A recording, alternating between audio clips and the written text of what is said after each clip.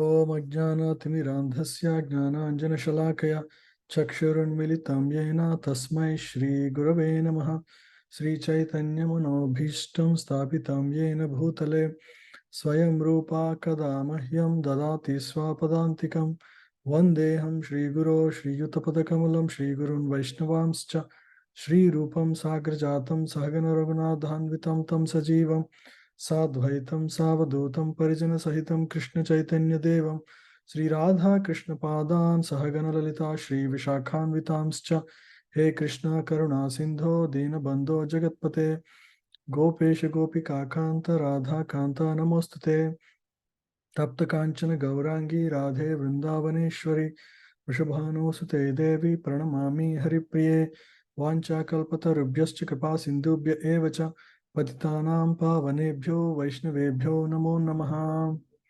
जय श्री कृष्ण चैतन्य प्रभु नित्यानंद श्री अद्वैत गदाधार श्रीवासादि गौर भक्तवृंद हरे कृष्णा कृष्ण कृष्ण हरे हरे हरे राम राम राम हरे हरे मुखं करोति वाचालं पंगुं लंघयते गिरिं यत्कृपातमहं वन्दे श्रीगुरुं दीनतारिणम्। Hare Krishna everyone. We will continue the study of 18th chapter.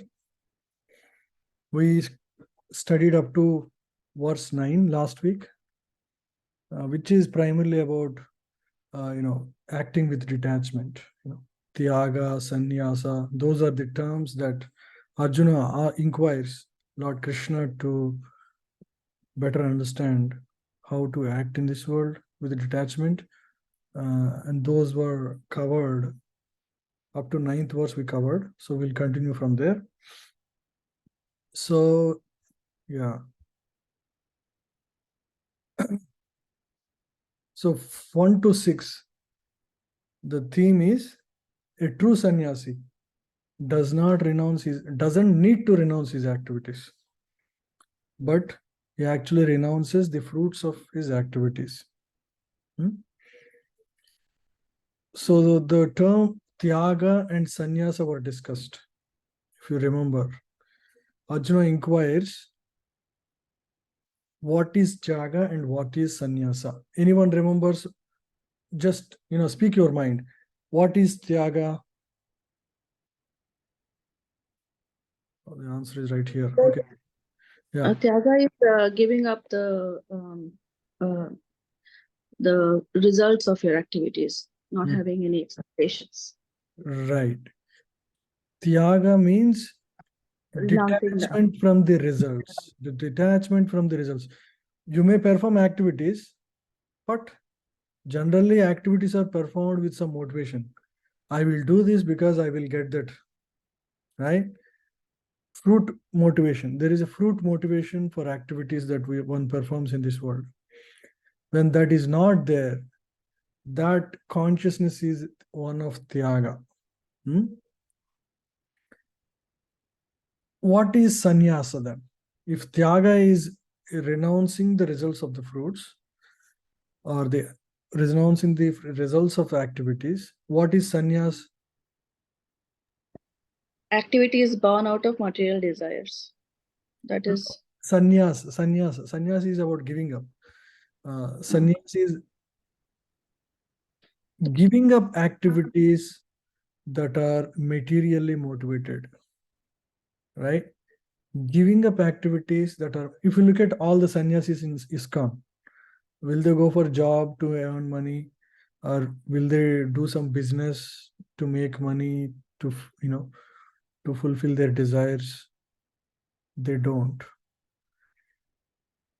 So those who renounce the activities that are based on material desire, those are called sannyasis, or that activity is called sannyasa.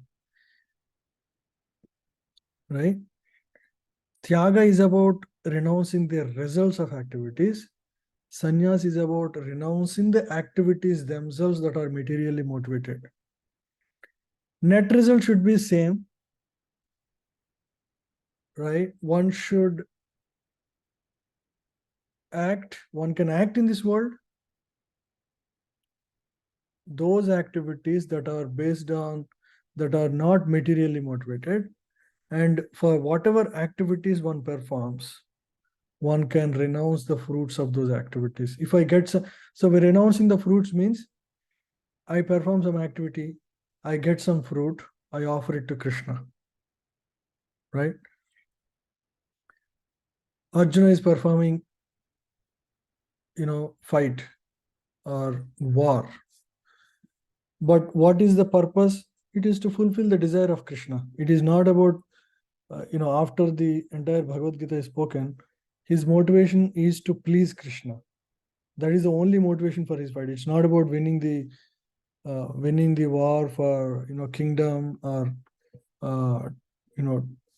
to enthrone the kingdom. Those are not at all the desires or plans of Pandavas. It is simply to establish religion as per the wish of Lord Krishna and serve Lord Krishna. That is the only motivation, right? So that is that basically is Tyaga consciousness of Pandavas. Yeah.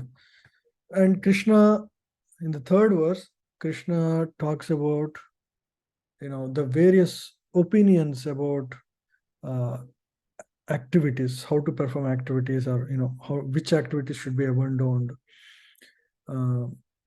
So he says all fruitive activities is faulty. Others maintain that sacrifice, charity, and penance should never be abandoned. So these are the opinions of people. Lord Krishna's opinion is expressed in fourth verse. Three kinds of renunciation based on. So Lord talks about mode of goodness, mode of passion, and mode of ignorance with respect to renunciation. His word should be taken as final, right? Religious duties as opposed to worldly duties purify the heart. That is the result of religious duties. So duty, the reason one should perform duties, the motivation should be not the fruit. Then what is the motivation? The motivation should be purifying the heart. If one performs duty for the sake of duty and not for the fruits, the net result is the purification of the heart.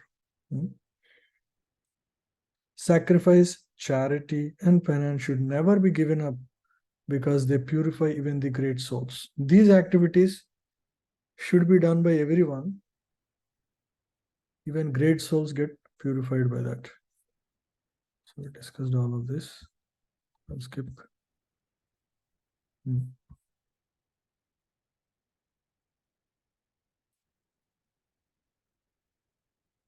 So sixth verse is about what attitude one should have while performing sacrifice, charity, and penance. It's the same principle we already discussed. It should be done without any attachment to the result, or basically any expectation of result, right? Yeah. All sacrifice meant for material advancement should be given up since they bind the living entities. Why? Because why should one perform without attachment? If one performs with attachment, it will bind the living entity. Okay, let's understand what is binding. Anyone want to speak? How one gets bound? They will have to take birth again and again in this material world. Why? So what happens when one performs with attachment an activity? Suppose, give an example of an activity with attachment. Any example you think? Performing puja for getting progeny or wealth. Wealth, maybe, yeah. So you perform. So let's think a little more, right? So you are performing a puja to become wealthy, right? So why does one perform with a motivation like that? Because he thinks he can be happier or he can enjoy with more wealth, correct? Yeah. He can get what he wants with the wealth he will have. Or some motivated by some desire to enjoy or show off, whatever. So that motivation is material. Why is it material? Because he think he can be the enjoyer in this world, correct? While can a jiva can ever be enjoyer in this world? It is No. not. Because he is in the illusion that he can be enjoyer, Krishna will potentially, by his karma, if it allows, he will fulfill the desire, then he will become the enjoyer. Because he has become the enjoyer, in that consciousness he is not eligible to go back to Krishna, so he will have to take another birth by his choices. By his choices he will be forced to take another birth, right? So attachment binds one to the material existence, because attachment fulfills material desires, and one is one loses the opportunity to purify the heart, and therefore he'll be bound. Yeah. So what is the solution? One has to perform just as a matter of duty. Either if you perform an act as a matter of duty, what yoga is that? I'll give you options: Jnana Yoga, Karma Yoga, Dhyana Yoga, Bhakti Yoga. Which of these is? If I perform my duty as a matter of duty, I just need to perform without any attachment to the results. What? Karma yoga. Karma. Okay. When will that become Bhakti Yoga? Nishkam karma yoga when you perform. Nishkam Karma Yoga is same as doing duty as a matter of duty. What Yeah. makes a duty that is done in Karma Yoga as Bhakti Yoga? When you offer the results Can you offer the results to who? to Lord, to Krishna. If you don't offer, then it is Karma Yoga. If it is done as a matter of duty without attachment. But when you offer to, why do we have to offer to Krishna? Another question. Why do we have to offer everything to Krishna? Because the purpose of all the living beings is to serve the Lord. And The situation, constitutional position of Jiva is servant of Krishna, correct? Why? What verse does it, which verse says? Anyone remembers the 5th chapter verse? It starts with Bhokta. Bhoktaram. Perfect. Bhoktaram Yagyatapasam Sarvaloka Maheshwaram Suhridam Sarvabhutanam Jnatva Mam Shantim Richate. Now, what did we understand? So, one should not perform just as a matter of duty. That is good. That is Karma Yoga. What is the difference between a Karma Yogi and Bhakti Yogi in their consciousness then? What do we understand now based on what we discussed so far?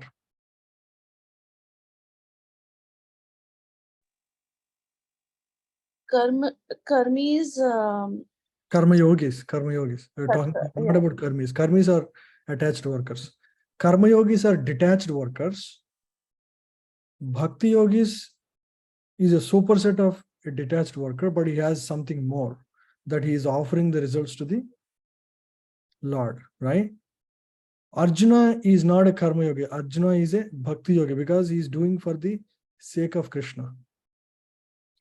A Karma Yogi is a person who is detached from the fruits because he is afraid that being attached to the fruits is a punishment, because the results in this world are temporary and he will lose eventually all the fruits he gained, and that is only leading to misery. He has sufficient knowledge that fruitive mentality is miserable. He is sufficiently convinced that if I am attached to my fruits, I'll be more miserable. That much is clear to him.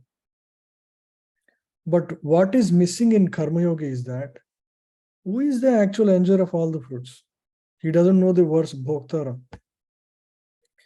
When a Karma Yogi understands that all the activities that everyone in this existence ever performs are meant for the satisfaction and the pleasure of Lord, then the Karma Yogi becomes what? Bhakti Yoga. Bhakti Yogi. Is that clear? So far, this is a very, very important concept. You need to gain the principles. Once you gain the principles, everything becomes easy. So now I want everyone to answer. Who is a Karma Yogi? Other than Prema Gupta Mataji. Who is a Karma Yogi? Can anyone explain? Just in your own words. So Karma Yogi is one who performs actions but not worries or thinks about the results. Yeah, he is doing so. He is performing activity as a matter of Duty. Duty. Yeah, he performs activities, but he's not attached to the fruits. So he's doing that as a matter of duty. Okay, why he is doing like that? Why is he convinced to do like that? I want to achieve some results in anything I do, and because I love the result that I get. Right? Generally, that is the consciousness of people. But why a Karma Yogi is trying to do like that? You need to question like that. Otherwise, you need to nail the principles strongly. So why should a Karma Yogi perform without being attached to the fruits? So because attachment to the results would lead to misery. He knows that. Because anything achieved in this world is temporary, whether it is a house or car or anything, ultimately leads to misery and also flickering happiness. If you get something that you want, how long does it give you happiness? Even you buy a good home, it's only 1 month max. You get into IIT, it takes maximum 2 months to forget your pleasure about getting into that. It's not going to give you continuous pleasure. And when you lose it, you'll be more miserable. When you don't have and you're not worried, but when you get it and you lose it, you'll be more miserable. So by all considerations,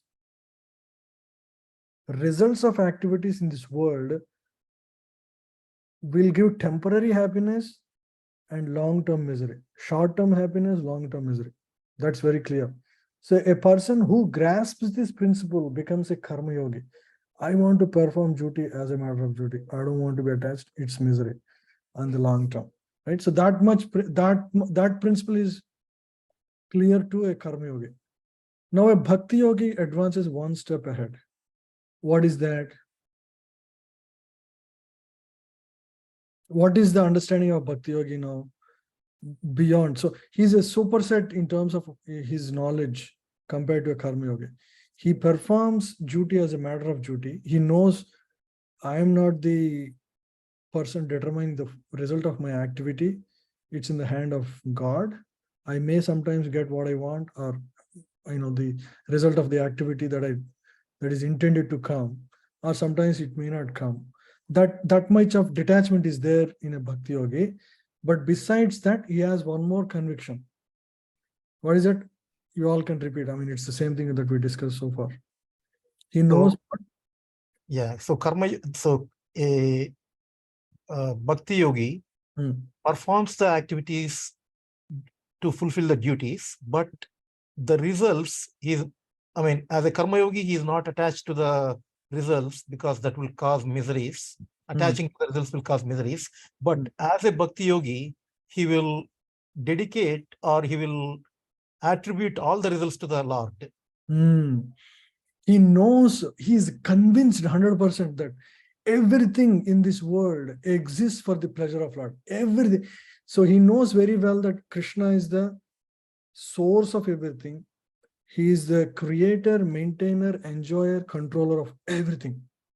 Bhaktaram Yagitapasam Sarvaloka Maheshwaram Suhridam Sarvabhutana Nyatvam Sadhu. So that's why a devotee is peaceful, because he knows very well everything is under the surveillance and control, and is completely under the control of Lord, right? And he is the enjoyer. Everybody else, we are like cashiers in the bank, or say a cashier in a hotel. That much is very clear. The fruit or the the cash that is collected belongs to the proprietor in the hotel. So similarly, everything in this world, either your own properties that you have or family, child, whatever, a bhakti yogi is 100% convinced that it all belongs to Krishna. I am just a trustee. I'm a caretaker of the property of Lord, and so I need to do my duty properly so that my Lord is pleased. That's 100% conviction of a devotee, right? So that's the difference between bhakti yogi and karma yogi. I just wanted, because we are towards the last chapter, I want to make sure you are all very clear about these principles. Okay, so this is sixth.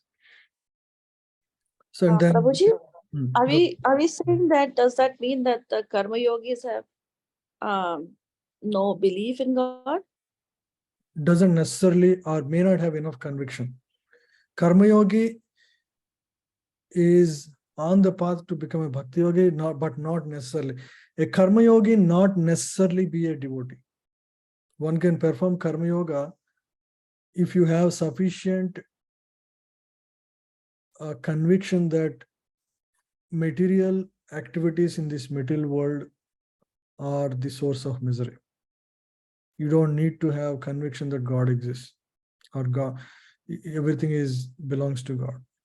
That's why karma yoga is so karma kandi is the lowest. Karma kandi is the lowest. One who is too fruitfully attached, but has faith in Vedas.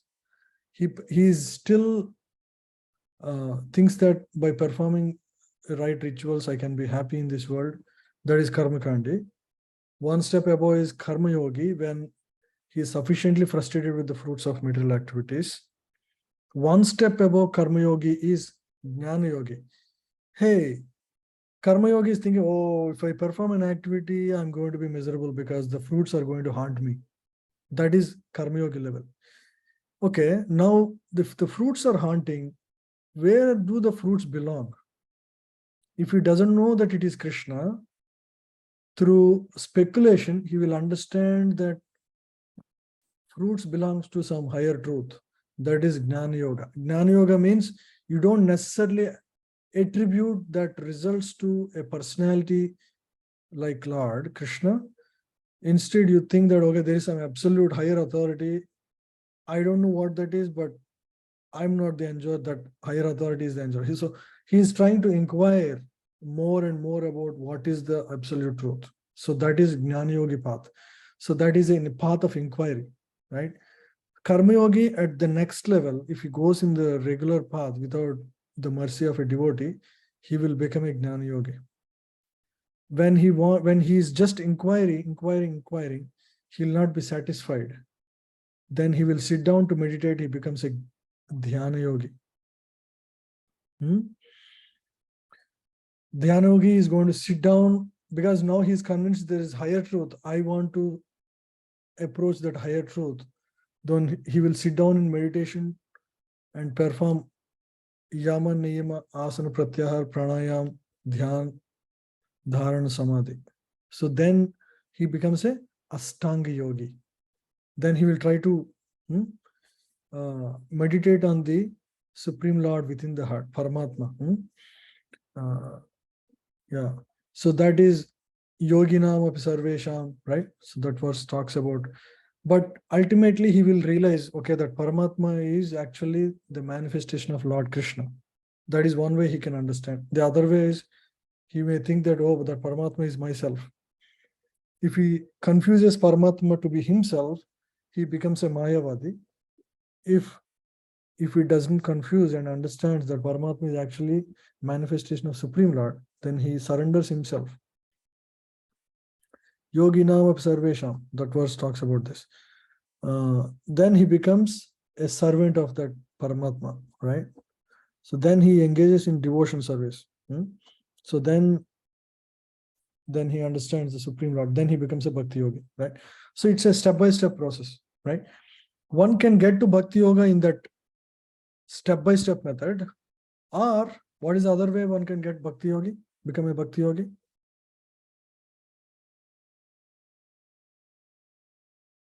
One way is to, through many lifetimes, one comes from karma kandi to karma yogi to jnana yogi to dhyana yogi to bhakti yogi. Yes, Aman Prabhu, Sneha Mataji. You want to say something or?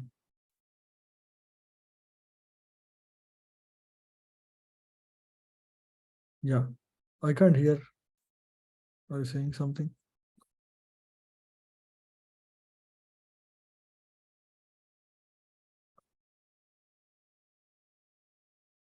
Yeah, shelter of a guru. Okay.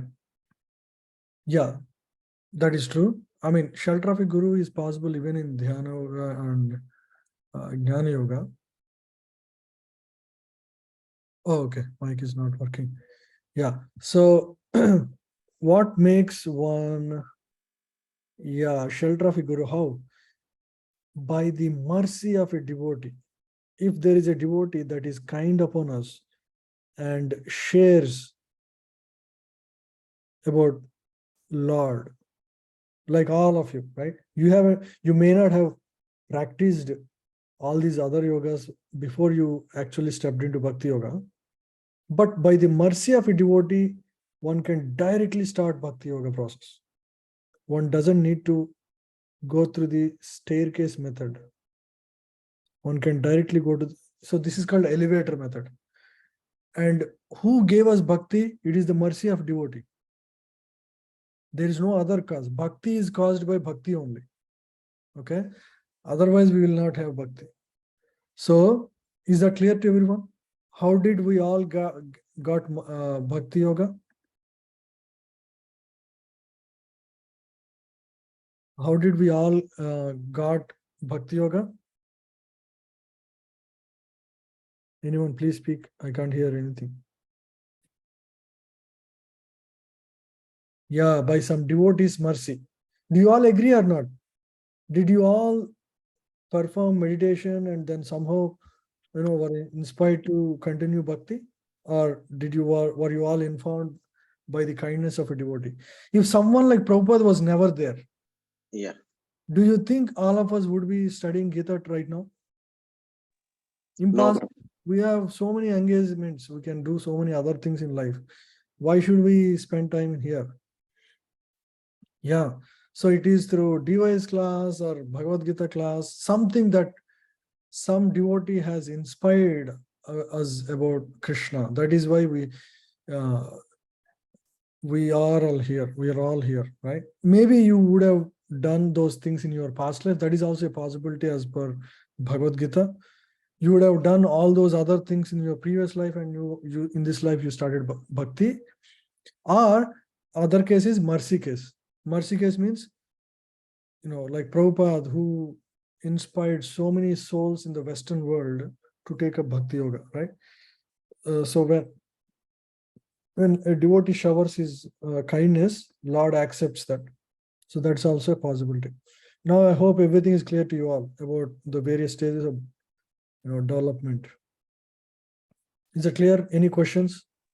So Prabhu, yeah, I like your example of staircase method and the elevator methodology. So in the staircase method, the devotee who is karma yoga, who is performing like a karma yogi, will go through all this dhyana yoga, gnana yoga, dhyana yoga, and then through many births, he may achieve the bhakti yoga. Is that correct, Prabhu? You said? Yeah, correct. Okay. But if I take the elevator, I can, if I am, over the time, I know it does take a lot of practice. So from karma yogi to bhakti yoga, if I am practicing in that way, becoming bhakti yoga, like practicing the bhakti yoga, then that is a faster process. Is that the right way to say? Can you repeat last line? That is a faster process, and I don't need to. Exactly. That is the reason I said it is elevator. Elevator. That encompasses all the middle stairs. Yeah, because everything is included in Bhakti Yoga. All the results of the previous activities, and this is the highest, right? Ultimately, even to perfect in any of the other yogas, you need a slight bhakti in that. And this is the ultimate result of all the activities, of all the yogas. Okay. Okay. You can logically also understand the way I described the flow, right? Yeah. Okay. So renunciation in the mode of ignorance. Yeah, so we'll skip this. Renunciation in the mode of passion and ignorance and goodness. 3 things are given. So this we discussed. So let's start today because I have 15 more minutes. I have to go somewhere, After this, let's start symptoms of proper consciousness. We'll discuss this first.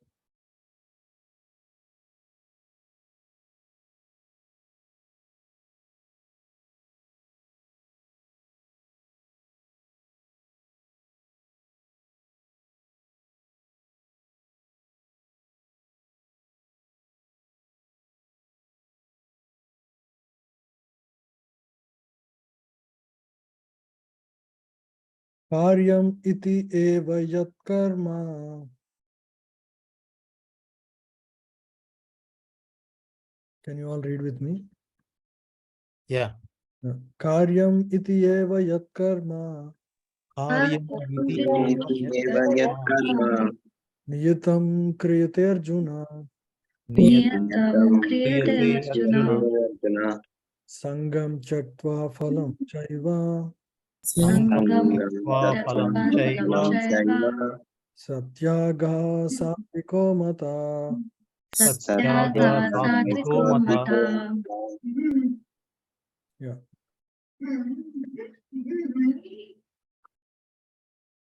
Please read anyone. Translation. Karyam, it must be done. Iti, thus. Eva, indeed, yet, which. Karma, work, nityatam, prescribed. Kriyate is performed. Arjuna, O Arjuna. Sangam, association. Tattva, giving up. Phalam, the result. Cha, also. Eva, certainly. Saha, that. Tyaga, renunciation.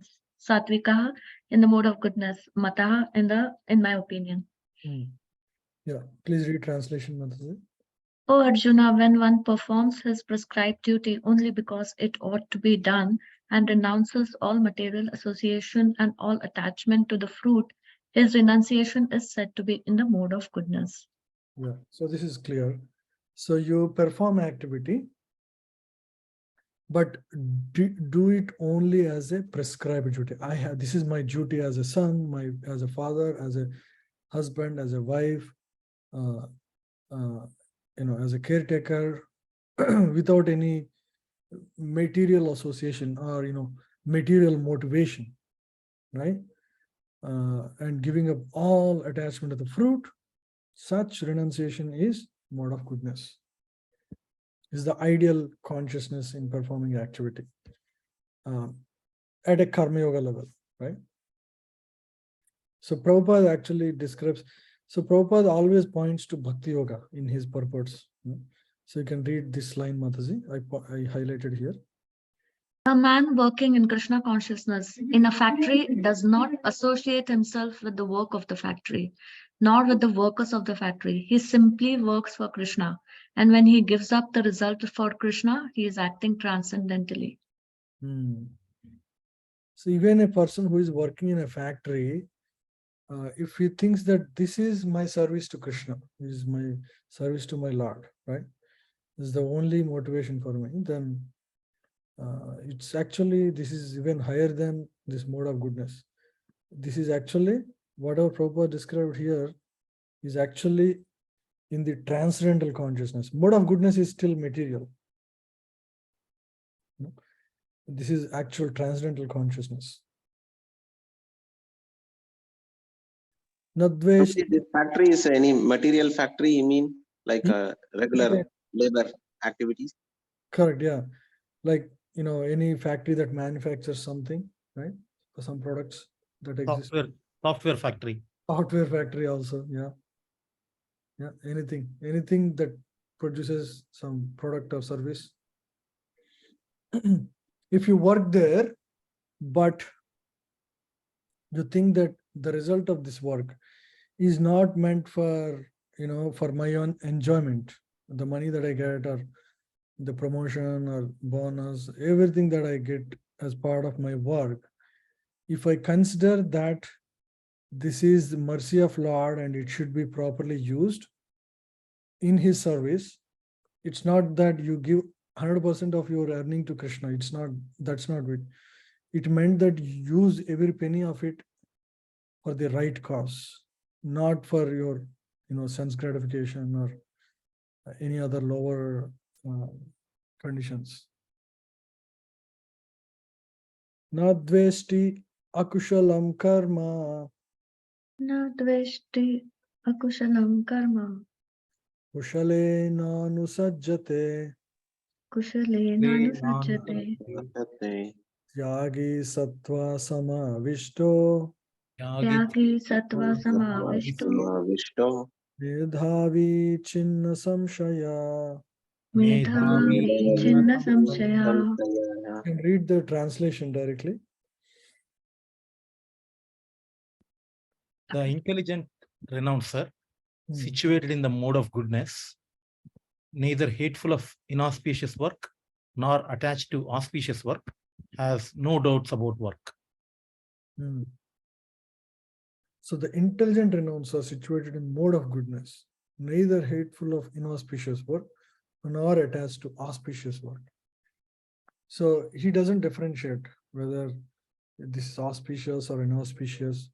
He has no doubts. He is performing this duty, whatever comes on his way, for the satisfaction of,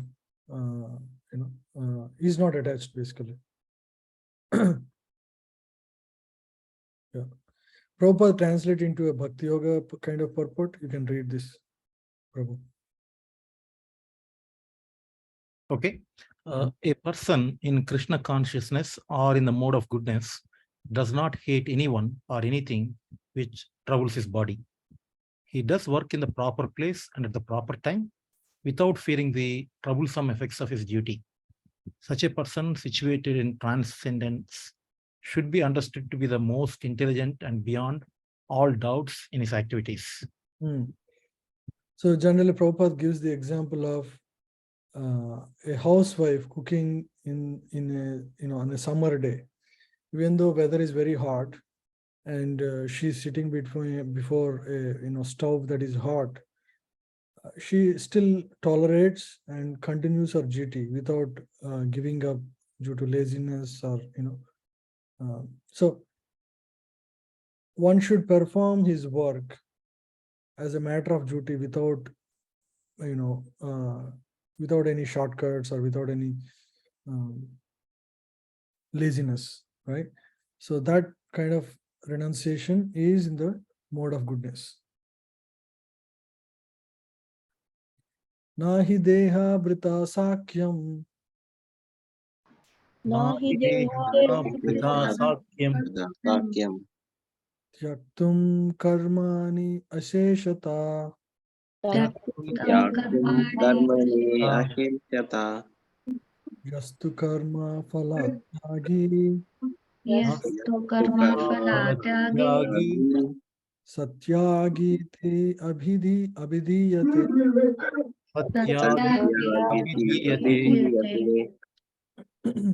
Yeah, please read.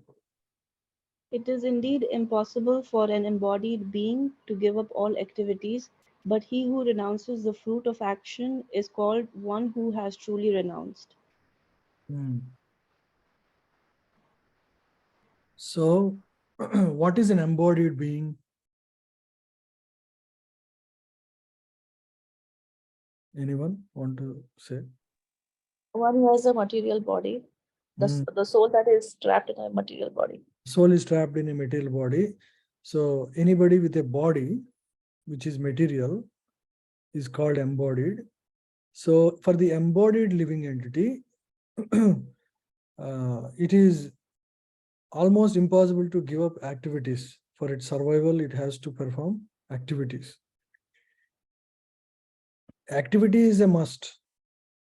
So the only thing one can renounce is not activity, it is the fruit of activity. right? So, but he who renounces the fruits of action is called one who has truly renounced. So who do you call as a renounced person? Not the person who gives up activity, but the person who renounces the fruit of the activity or the result of the activity. Or in the other words, is not attached to the fruit of action, right? So ideal way of renunciation is one should perform his duties and renounce the fruits.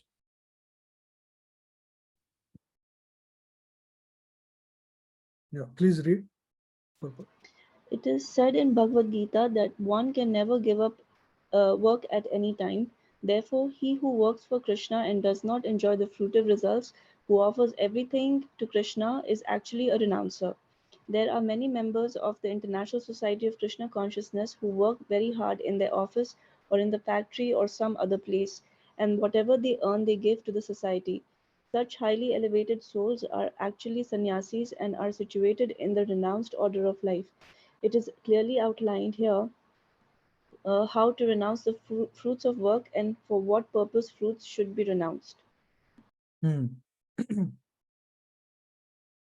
Therefore, he who works for Krishna and doesn't enjoy the fruitive results, who offer everything to Krishna, is actually a renouncer. So a true renouncer is one who actually offers, all the fruits potentially, right? And at the same time, he doesn't enjoy any of the fruits. So Prabhupada was mentioning that, especially in the beginning, when the movement was started, some members would work whole day and whatever they earn, they used to live in the temple also.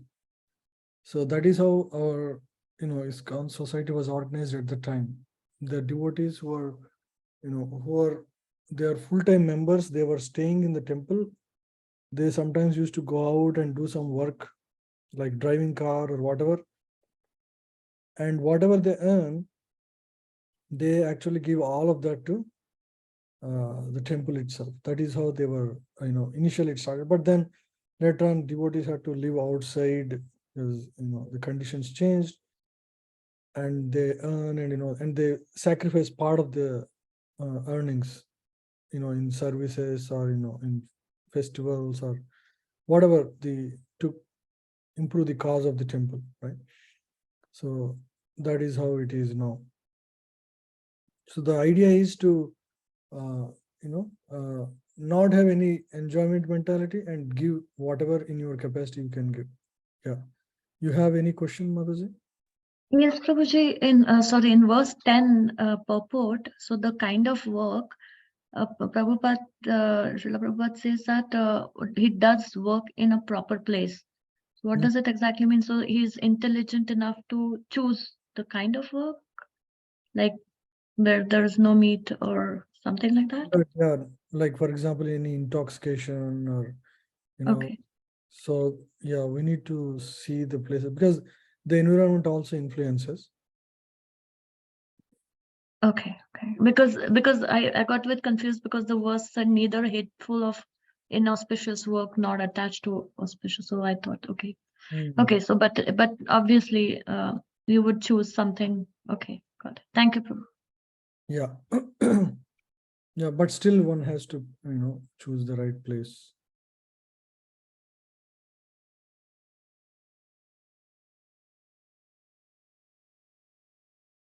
So we studied this, right?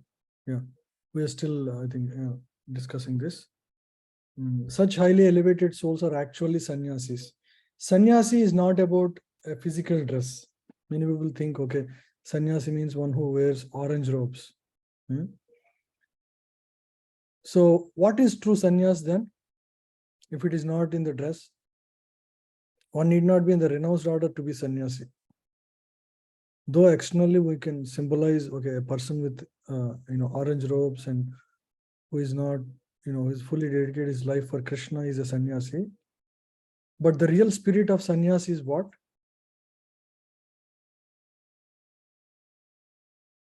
Renouncing the fruits of the actions. Yes, renouncing the fruits of action means not thinking that they are the enjoyer of the fruits. I do this because I love it, I enjoy it. That spirit is gone. If that spirit is gone, that is actually true renunciation or sannyas. One cannot give up activity. So rather, one can only focus on giving up the spirit of enjoyment of the active fruits of the activity. Right? Yeah. So that is the only thing we can do. Anishtam, ishtam, mishram cha. Anishtam Mishram cha Trividham. Oh, sorry, sir. Cha. Yeah. Trividham karmana phalam. Trividham karmana phalam. Bhavati atyaginam pretya. Bhavati atyaginam pretya. Natu sanyasinam kvachit. Natu sanyasinam kavachit. Please read. For one who is not renounced, the threefold fruits of action, desirable, undesirable, and mixed, occur after death. But those who are in the renounced order of life have no such result to suffer or enjoy. So this is about talking about the karmic bondage. When one performs action with a fruitive mentality, meaning, okay, if I do this, I get this result, right? And one may get desirable results, something that they really like it. Sometimes you don't like the result you get. What you like and what you hate, both will bind you, right? Desirable or undesirable, right? You wanted to get into IIT, but you didn't get it, or you got it, right? If you are too much identifying yourself with the result you got, which is, say, getting into IIT, you have this idea that I'm an IITian, or say I'm I work at this Google or whatever people think is very great. And you too much identify with that, that becomes your second identity. Instead of becoming, soul as being your true identity, you identify with this company or, the place of education, which you are too proud of. That becomes your binding factor. You come back as something in that place again, right? Because you are too attached to that place or position. So these are called false identities. Or the other side is, you decide to get into a place, but somehow you couldn't get it, but that is in the back of your mind all the time. Oh, I couldn't get into Microsoft. I couldn't get into Google in spite of my strong desire for it. Okay, give you another life to get into that. That's what the karma, that's how karma works, right? Both desirable and undesirable are mixed, like all kinds of fruits are binding. So one has to factor his consciousness properly. One has to keep his consciousness properly, Okay, I tried to get in there, but this is what I got in, and it doesn't matter. This is what I am supposed to have. And so whatever I got, I'll be happy with it and engage in the Krishna service, engage in the service of Lord. If that is your consciousness, then your activity does not bind you. You should not be too attached to the desirable or undesirable fruits you get in this life. If that is done, then you don't need to take another birth to continue engaging in those activities, because your consciousness, if you're attached to either desirable or undesirable or mixed results, you still have an identity, a false identity that wants to achieve something. As long as you have that false identity, right, in the material world, you continue to have another lifetime to achieve or fulfill those desires that you have in the past life. Yeah. So those results will accrue after death. basically that will let you continue the journey in this material existence. But if one has that renounced out of it, whatever comes, it doesn't matter, man. I just want to focus on serving Krishna and keep my mind at the lotus feet of Krishna all the time. Doesn't matter. I have good things, bad things. I lose so many things, or I gain so many things. Doesn't matter. This is all a temporary business. When one is very clear, then all those bandhanas will break away, and one doesn't need to suffer or enjoy in the next life for those, achievements or losses, desirable and undesirable fruits that one achieved in his lifetime, in the current lifetime. Right? It's very simple principle again. So Lord is repeating so that we get the principle strongly, clearly. Yeah, please read this.